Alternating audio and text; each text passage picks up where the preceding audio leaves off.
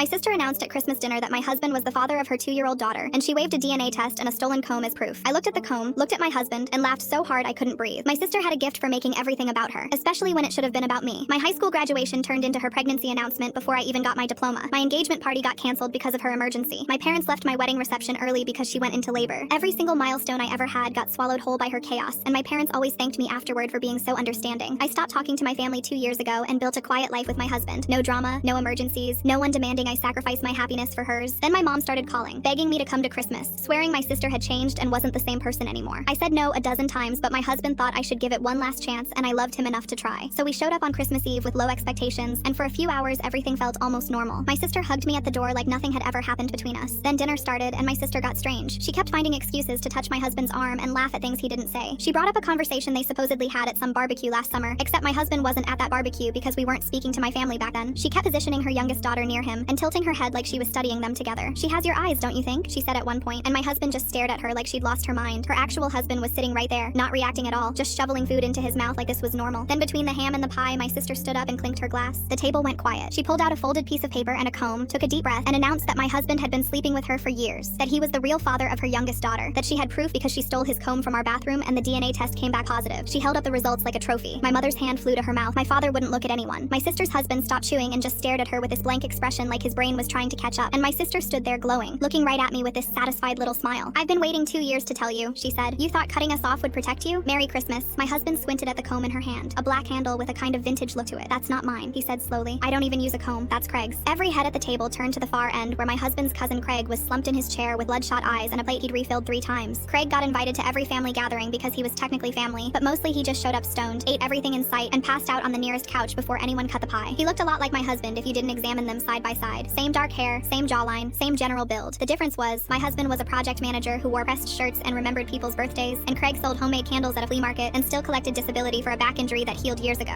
They could pass for brothers in bad lighting, but only one of them had ever held down a real job. My sister's face went through about 15 emotions in 2 seconds as her eyes darted between my husband and Craig, comparing them, finally seeing what she'd somehow missed for years. Then the color drained out of her completely. She hadn't been sleeping with my husband at all. She'd been sneaking around with Craig this whole time and was too stupid to realize they were different people. All that scheming, and she couldn't even tell 2 cousins apart. Her big triumphant DNA test didn't prove what she thought it proved. It proved Craig was the father, and she'd just announced this to the entire family, including her own husband. "Wait," he said, his voice cracking. "You cheated on me." He pointed at Craig, who was squinting around like he'd just woken up from a nap. With him, Craig blinked a few times and mumbled, "Yo, what's happening right now?" My sister burst into panicked tears, the kind where you realize you just detonated your entire life and there's no taking it back. Her husband walked out without another word. My mom started screaming at me like I'd somehow orchestrated the whole thing. I grabbed my coat, looked at my parents, and said, "Thanks for inviting me." Then I walked out into the snow with my husband and didn't stop laughing until we hit the highway.